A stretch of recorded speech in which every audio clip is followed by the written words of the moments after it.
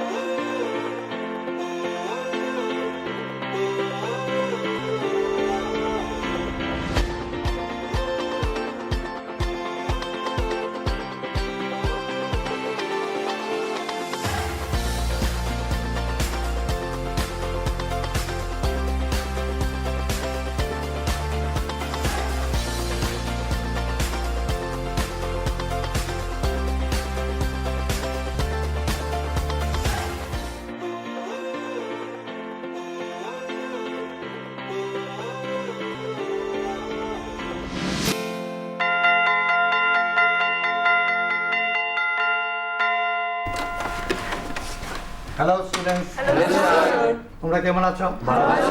আপনি কেমন আছেন? আমি ভালো আছি, বসো। Thank you sir.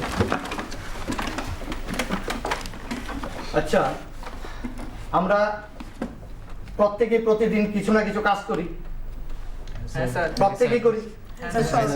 কেউ কেউ খেতে করে, কেউ বাড়িতে করে, প্রত্যেকে কিছু না কিছু করি। আমাদের এই কাজগুলি করার জন্য আমাদের শরীরে কি দরকার? প্রথমে শক্তির দরকার। এই শক্তি আমরা পেতে গেলে আমরা কি করতে হবে? খাবার খেতে হবে। তাহলে আজকে আমি আমাদের ভারতবর্ষের এই খাদ্যের উপর তোমাদের কিছু আলোচনা করছি। দেখো, আমার বিষয়বস্তুগুলি দেখো। ভারতের খাদ্য সমস্যা, টপিক ভারতের খাদ্য এবং পুষ্টির অবস্থা। আমি এক্ষণের যে টপিকটা নিয়ে আলোচনা করছি তা আমি এখানে লিখছি। মারওয়ান,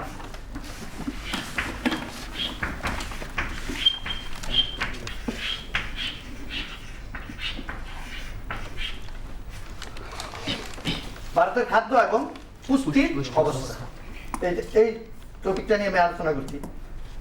আমরা জানি, আমরা এখনো বলেছি যে খাদ্যের দরকার আমাদের কাজ করতে গেলে। খাদ্যই হলো আমাদের প্রাথমিক সত্য। এই খাদ্যগুলি কিভাবে আমরা গ্রহণ করব, কিভাবে বলবো যে আমরা কিভাবে শক্তি পাবো, দৈনন্দিন আহারের সঙ্গে কি খেতে হবে, কি করতে হবে। এই অবস্থায় যদি আমরা সঠিকভাবে খাদ্য না খাই তাহলে দিন দিন দুর্বল হয়ে যাব, কর্মহীন হয়ে যাব। তো এই কর্মহীন হয়ে গেলে আমাদের পক্ষে অসুবিধা হয়ে যাবে। তো এর থেকে বাঁচতে গেলে আমাদের কি করতে হবে? যে আমরা প্রতিদিন যে খাদ্য খাই তার সঙ্গে দেখো, যে কাজ করি আমরা, তাকে শক্তি বলে। শক্তির যে উৎস খাদ্য, আমরা প্রতিদিন যে খাদ্য খাবো একটা ক্যালোরি অনুপাতে খাওয়া আমাদের দরকার। এই প্রাপ্তবয়স্কদের প্রতিদিন 3200 থেকে 3300 ক্যালোরি তাপদায়ী খাদ্য গ্রহণ করতে হয় প্রাপ্তবয়স্কদের। এই খাদ্যটা খেতে গেলে ক্যালোরি আমাদের প্রতিদিন পেতে গেলে দেখো 500 থেকে 550 গ্রাম, গ্রামের হিসাবে 500 থেকে 550 গ্রাম খাদ্য আমাদের গ্রহণ করতে হবে। আমরা যদি সঠিকভাবে কাজ করি, সচল রাখতে চাই শরীরকে, এই অনুপাতে আমাদের খাদ্য খেতে হবে। এই খাদ্যগুলি না খেলে, এই অনুপাতে যদি খাদ্য না খাই, তাহলে আমরা কি হব? অপুষ্টিতে ভুগব, অপুষ্টির শিকার হব। দেখো, খাদ্য এই সমস্যা, যে বিভিন্ন যে খাদ্য সমস্যা আমাদের সামনে, যে ভারতবর্ষে প্রায় 22% আছে দারিদ্র সীমার নিচে, তারাই, যারা দারিদ্র সীমার নিচে আছে, তারাই অপুষ্টিতে ভোগে। এই অপুষ্টি দূরীকরণের জন্য কিছু নীতি গ্রহণ করা হয়েছে, যে অপুষ্টিগুলি কিভাবে দূরীকরণ করা সম্ভব হবে। যে খাদ্যশস্যের উৎপাদন বৃদ্ধি করা, আমাদের দেশে যেই হারে খাদ্যশস্য উৎপাদন হয় তার আরো দ্রুত বৃদ্ধি করতে হবে। যে খাদ্যশস্য সংগ্রহ ও বন্টন ব্যবস্থা, খাদ্যশস্য সংগ্রহ, ফসল ফলানো, ফসল সংগ্রহ করা, এটা সুষ্ঠু হতে হবে এবং তার সুষ্ঠু একটা বন্টন ব্যবস্থা করতে হবে, যাতে আমাদের ভারতবর্ষে প্রতিটি নাগরিকের কাছে সহজভাবে ওই খাদ্যটা পৌঁছে যায়। এই যে বন্টন ব্যবস্থা, খাদ্যশস্যের আমদানি, খাদ্যের সমস্যা দূর করার জন্য আমাদের ভারতবর্ষে লোক সংখ্যার অনুপাতে যে পরিমাণ খাদ্য দরকার, তাহা যদি চাহিদার তুলনায় সংকুলান না হয়, তাহলে আমাদের অন্য দেশ থেকে ক্রয় করতে হবে। এই যে ক্রয় করাটা, এই হলো আমদানি। আমাদের ওই দেশ থেকে ক্রয় করে আমাদের চাহিদা পূরণ করতে হবে। এগুলো হলো খাদ্য দূরীকরণের সমস্যা। দেখো, খাদ্য, আমাদের যে কথা বলেছিলাম যে খাদ্য, এই খাদ্যগুলি আমাদের চিত্র অনুসারে দেখে দিল, প্রত্যেকেই খাদ্যগুলি সম্পর্কে অবগত আছো? সবাই এই খাদ্যগুলি পুষ্টি জাতীয় খাদ্য। দেখো, এইগুলি হলো পুষ্টিকর জাতীয় খাদ্যগুলি পরিচয় পেয়েছ? সিনয়গুলি দৈনন্দিন এই খাদ্যগুলি আমাদের খেতে, ওই যে বলেছিলাম যে 500 থেকে 550 গ্রাম খাদ্য আমাদের দৈনন্দিন খেতে হবে, ওই পুষ্টি জাতীয় খাদ্য সংমিশ্রণ করে এই পুষ্টি জাতীয় খাদ্যগুলি। দেখো, পুষ্টি সমস্যা, যদি সমস্যা হয় আমাদের কি হয়, বর্তমানে কি অবস্থা, যে খাদ্য পুষ্টি নিরাপত্তা সুরক্ষিত করা ভারতের কাছে একটা বড় চ্যালেঞ্জ বর্তমানে। কেন? তার প্রধান কারণ হলো আমাদের ভারতবর্ষের বিশাল জনসংখ্যা, প্রায় 121 কোটির উপরে জনসংখ্যা। 2011 সালে আদমশুমারি অনুসারে এটা এখন বেড়ে অনেক অনেক উপরে গেছে। আগামী আদমশুমারিতে বোঝা যাবে যে এই খাদ্যের জন্য দেশের 1/4 মানুষ খাদ্যের সংস্থান এখনো অন্যতম সমস্যা। দেশের টোটাল জনসংখ্যা, মোট জনসংখ্যা 1/4 মানুষ 2 বেলা খাদ্য সংস্থান নেই তাদের। 5 বছরের কম বয়সী শিশুদের 44% হীন স্বাস্থ্যের অধিকারী, আর সুস্বাস্থ্য না। তাদের বয়স অনুপাতে, 5 বছর অনুপাতে যে বয়স হওয়ার কথা, যে ওজন হওয়ার কথা, ওজন হয়নি, হীন স্বাস্থ্য। পাশাপাশি গর্ভবতী মহিলাদের অর্ধেক রক্তশূন্যতায় ভুগে। রক্তশূন্যতা ভোগার কারণ কি? গর্ভাবস্থায় মায়েদের পুষ্টি জাতীয় খাদ্য খেতে হয়, ভালো খাদ্য খেতে হয়। ওই খাদ্যের অভাব হলে এই রক্তশূন্যতা হয়। দেখা যায় যে গর্ভধারণের সময় শিশুটা মায়ের গর্ভ থেকেই রোগ নিয়ে আসছে। রোগ নেওয়ার একটি মাত্র কারণ, ওই গর্ভাবস্থায় মা অপুষ্টির শিকার হয়েছিল। এই অপুষ্টির কারণে শিশুটাও রোগ নিয়ে পৃথিবীতে ভূমিষ্ঠ হয়েছে। এই হলো অপুষ্টির অভাবে আমি কয়েকটি এক্সাম্পল দিলাম, আরো আছে অনেক, তোমাদের 3টি এক্সাম্পল দিয়ে আমি এর ধারণাটা দিলাম। অপুষ্টির হাত থেকে রক্ষা করার জন্য আমাদের ভারত সরকার অনেক কর্মসূচি দিয়েছে। এই কর্মসূচিগুলির মধ্যে দেখো যে সুসংগত শিশু বিকাশ, একটা ICDS প্রকল্প। আমাদের গ্রামে গঞ্জে তোমরা যাকে অঙ্গনারী কেন্দ্র বলে জানো, ICDS প্রকল্প, এই প্রকল্পের মাধ্যমে শিশুদের পড়াশোনা হলো ন্যূনতম, মূলত কারণ শিশুদের রক্ষণাবেক্ষণ, তাদের পুষ্টির ঘাটতি আছে কিনা দেখা, তাদের পুষ্টি জাতীয় খাদ্য খাওয়ানো হয় ওই জায়গাতে, একটা নির্দিষ্ট পিরিয়ড অবধি তাদের ওই স্কুলে রাখা হয়, অঙ্গনওয়াড়ি স্কুলে। তাদের জন্য কর্মী নিয়োগ আছে, রেজিস্টার মেনটেন হয়, কার পুষ্টি কম, কার পুষ্টি বেশি, কার কি দরকার, ওজন ঠিক আছে কিনা, দৈনন্দিন মানে ওজন দিতে হয়, রেগুলারলি ওজন দেয়। এইটা দিয়ে পরিমাপ করে যে সুসংহত শিশু বিকাশ প্রকল্প অঙ্গনারী এই কাজটি করে থাকে।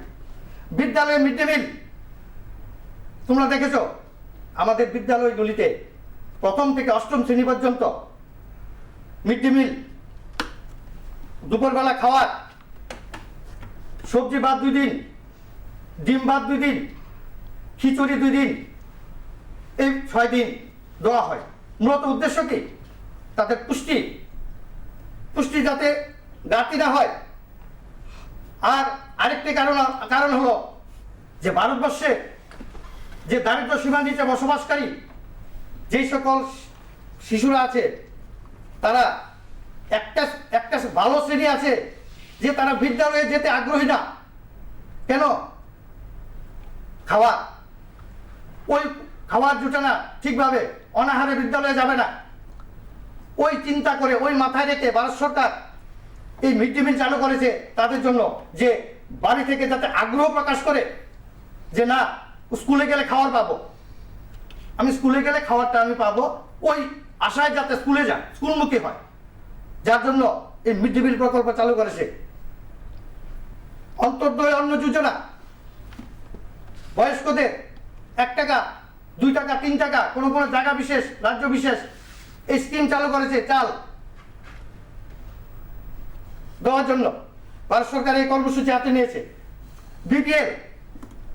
বিপিএল চিহ্নিত করা হয়েছে, যারা দারিদ্র সীমার নিচে বসবাস করে, বিলো পভার্টি লাইন, যারা দারিদ্র সীমার নিচে বসবাস করে তাদের জন্য চিহ্নিত করে গণবন্টন ব্যবস্থার মাধ্যমে রেশনিং প্রথা, যে রেশন কার্ড দিয়ে তাদের বিভিন্ন সুযোগ সুবিধা প্রদান করা হচ্ছে।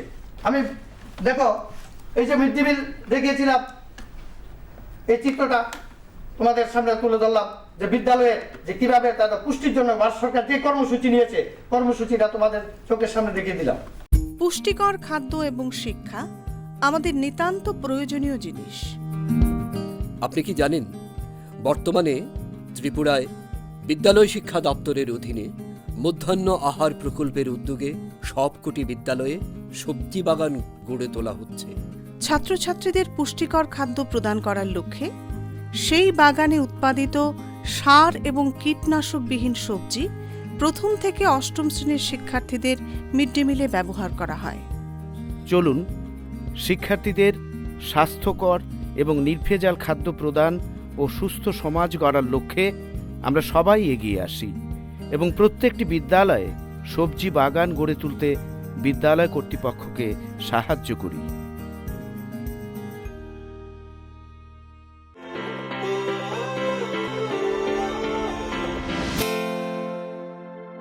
নেক্সট, খাদ্য নিশ্চয়তা ও নিরাপত্তার অর্থ।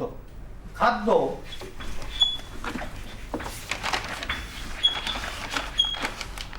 নিশ্চয়তা বা নিরাপত্তার অর্থ। দেখো, খাদ্য ছাড়া যেহেতু মানুষ বেঁচে থাকা সম্ভব নয়, তাই খাদ্য নিশ্চয়তা বা নিরাপত্তা অথবা সুরক্ষা একান্ত প্রয়োজন। যেহেতু আমরা প্রথমেই বলেছি যে খাদ্যই হলো আমাদের হাতিয়ার। যে কোনো কাজ প্রাথমিক শর্ত খাদ্য, প্রধান খাদ্য শস্যের সর্বদা পর্যাপ্ত পরিমাণ সরবরাহ, খাদ্য যাতে সর্বত্র সহজে লাভ করা যায়, এটাই আবার সুরক্ষা, হাতের কাছে থাকতে হবে। খাদ্য সুরক্ষার 3টি শর্ত, প্রধান শর্ত। একটা হলো খাদ্যের প্রাচুর্য। প্রাচুর্য মানে কি? প্রাচুর্য মানে হলো যে আমাদের যে টোটাল জনসংখ্যার সঙ্গে সামঞ্জস্যপূর্ণ খাদ্য থাকতে হবে, খাদ্যের যোগান থাকতে হবে। আমাদের ভারতবর্ষে বর্তমানে 121 কোটি, যে বলেছিলাম 21 কোটির অনুপাতে এর যোগান ঠিক 121 কোটি থাকতে হবে। এটা হলো প্রাচুর্য, খাদ্যের প্রাচুর্য। সহজলভ্যতা, আমাদের 121 কোটি ভারতবর্ষের কাছে খাদ্য সহজে পচতে হবে, খাদ্য নিয়ে যেতে হবে সহজভাবে, যাতে খাদ্যটা মানে সংগ্রহ করতে পারে। ক্রয় ক্ষমতা সবচেয়ে বড় যে পয়েন্ট এখানে, ক্রয় ক্ষমতা। দেখো, ভারতবর্ষের যে দারিদ্র সীমা নিচে বসবাসকারী, তাদের বিশাল কাজ করে যে ক্রয় ক্ষমতা নিয়ে তাদের এই জিনিসটা করতে হবে যে খাদ্যশস্য যাতে সহজে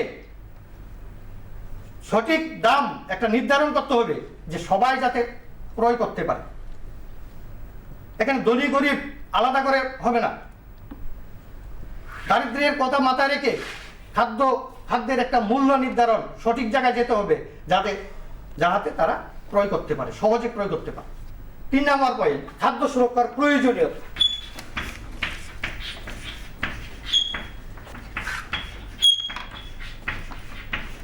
খাদ্য সুরক্ষার প্রয়োজনীয়তা, আমরা প্রাকৃতিক বিপর্যয়ের সঙ্গে সবাই আমরা কি প্রাকৃতিক বিপর্যয় জানি? বন্যা, খরা, ভূমিকম্প, এগুলি প্রাকৃতিক বিপর্যয়, যে কোনো মুহূর্তে আসতে পারে।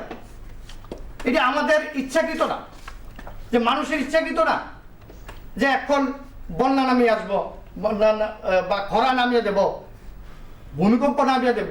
এটা আমাদের ব্যক্তিগত না, এটা প্রাকৃতিক। তার জন্য যেহেতু আমরা খাদ্যের উপর, খাদ্য ছাড়া আমাদের বিকল্প নেই, খাদ্যই আমাদের প্রধান শর্ত, তাই খাদ্যের মজুদ তৈরি করতে হবে আমাদের সুরক্ষার জন্য। খাদ্যের মজুদ ভান্ডার রাখবে, সুরক্ষা প্রয়োজন, আমাদের খাদ্য প্রয়োজন। এই বন্যা যে কোনো সময় হতে পারে, কৃষির বিশাল ক্ষতি করতে পারে। তার জন্য আমাদের কি করতে হবে? মজুদ ভান্ডার করতে হবে। খরা দীর্ঘদিন চলতে থাকলে একটা সময় দেখা যায় যে দুর্ভিক্ষ আকার ধারণ করে। দুর্ভিক্ষ মানে কি? ভিক্ষার অভাব। সঠিক বলেছে, ভিক্ষার অভাব। যখন বাড়িতে ভিক্ষুক গেলে এক মুঠ চাল দেওয়ারও ক্ষমতা নেই, এই অবস্থার নাম দুর্ভিক্ষ। এই দুর্ভিক্ষ যদি ক্রমান্বয়ে চলতে থাকে, একটা সময় দেখা যাবে অনাহারে মানুষ একের পর এক মৃত্যু হচ্ছে। এইভাবে একের পর এক মৃত্যুর লাইন যখন পড়ে যাবে, লাস্ট লগ্নে গিয়ে পৌঁছে যাবে, তার নাম হলো মহামারী। মহামারী লেগে যাবে, রোগাক্রান্ত হয়ে দেখা যায় যে অনাহারে মৃত্যু হচ্ছে, ভালো মানুষ রোগে মৃত্যু হচ্ছে। পরবর্তী সময়ে মৃত্যুর মিছিল, কাকে কে নিয়ে দাহ করবে, সবাই এক জায়গাতে চলে যায়। ভূমিকম্প প্রাকৃতিক বিপর্যয়ের বিশাল, যে কোনো মুহূর্তে আসতে পারে। ভূমিকম্প আমরা এই জিনিসটির জন্য আমরা খাদ্যের সুরক্ষা আমাদের দরকার, প্রয়োজন। খাদ্যের মজুদ ভান্ডার যদি না থাকে, এই মুহূর্তে আমরা বিশাল বিপদে পড়ে যাব। 1943 সালে লাস্ট দুর্ভিক্ষ হয়ে গিয়েছিল বাংলায়। 1943 সাল বাংলায় লাস্ট দুর্ভিক্ষ হয়েছিল। প্রায় সরকারি গণনায় হিসেব মতো 30 লক্ষ লোক প্রাণহানি হয়েছিল। বেসরকারিভাবে এটা 50 লক্ষের উপরে আছে। 30 লক্ষ লোকের মতো প্রাণহানি হয়েছে এই 43 সনের বাংলার দুর্ভিক্ষে। না খেয়ে অনাহারে মৃত্যুবরণ করেছে। এই অবস্থার পরিপ্রেক্ষিতে ভারতীয় অর্থনীতিবিদ অমর্ত্য সেনের নাম তোমরা শুনেছ? তিনি ওই 43 সনের যে দুর্ভিক্ষ হয়েছিল, এটার পরিপ্রেক্ষিতে তার অভিমত দিয়েছিল। দুর্ভিক্ষটা কি অরিজিনালি অনাহারে হয়েছিল, না অন্য কোনো কিছু কারণ ছিল তার সঙ্গে? তিনি এক অভিমত প্রকাশ করেছিলেন। দেখো অভিমতটা কি বলেছিলেন তিনি বলেছিলেন যে 41 সনে যে আমাদের ভারতবর্ষে বাংলা যে খাদ্য উৎপন্ন হয়েছিল, 42-এ যে খাদ্য উৎপন্ন হয়েছিল, 43-এ তার তুলনায় অনেক গুণ বেশি হয়েছে। তাহলে কেন দুর্ভিক্ষ হলো? তিনি বলেছেন যে 41-এ 42-এ যে খাদ্য উৎপন্ন হয়েছে 43-এ তার বেশি হয়েছে। তো কেন দুর্ভিক্ষ? হ্যাঁ, দুর্ভিক্ষ হয়েছে এই কারণে যে আমাদের সমাজে, আমাদের দেশে, আমাদের রাজ্যে ব্যবসায়ী মহল থেকে আরম্ভ করে অনেকটা একটা মুনাফাখোর আছে, যারা অতিরিক্ত মুনাফার জন্য দ্রব্যমূল্য বৃদ্ধি করিয়ে দেয়।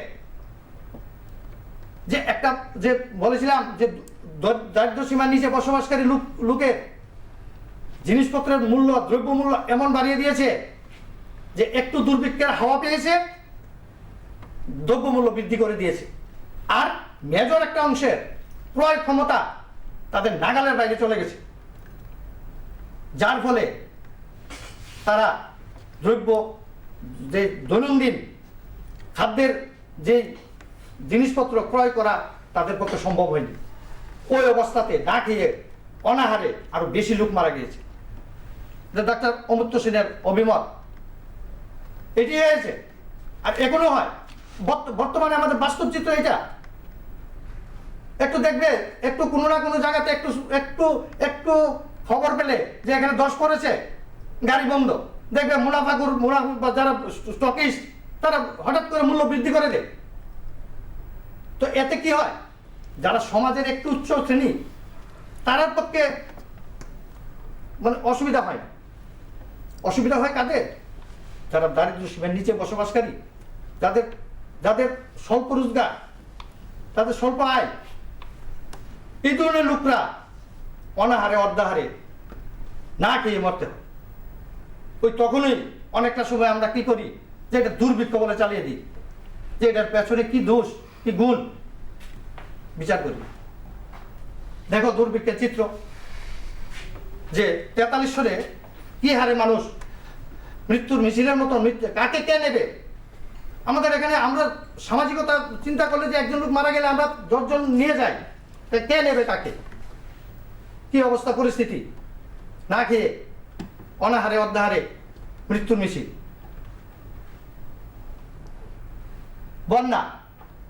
বন্যার কথা বলেছি আগে, চিত্রটা বন্যা যে কি হারে প্রাকৃতিক দুর্যোগ। আমার 4 নম্বর খাদ্য সুরক্ষা, 4 নম্বর পয়েন্ট, খাদ্য সুরক্ষাহীন মানুষের দুর্দশা।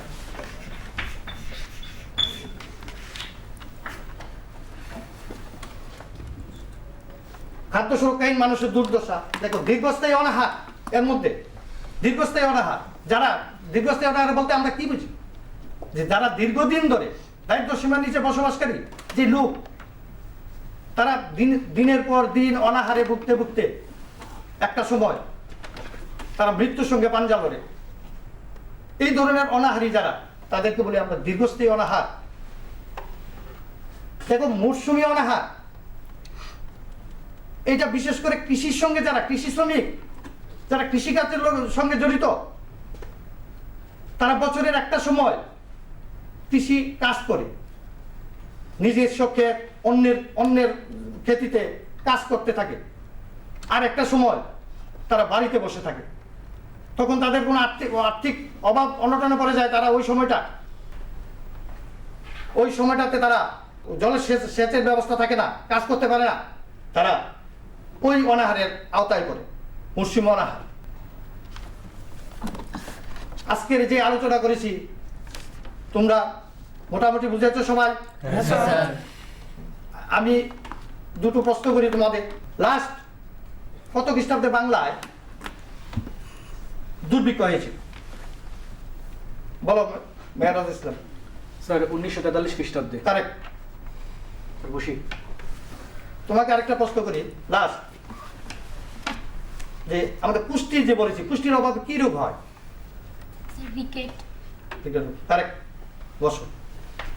আজকের আলোচনা পর যদি তোমাদের কোনো অসুবিধা থাকে, আমরা পরবর্তী নেক্সট ক্লাসে তোমাদের এই ব্যাপারটি নিয়ে আলোচনা করব। আজকের মতো এখানেই আমি শেষ করছি। স্যার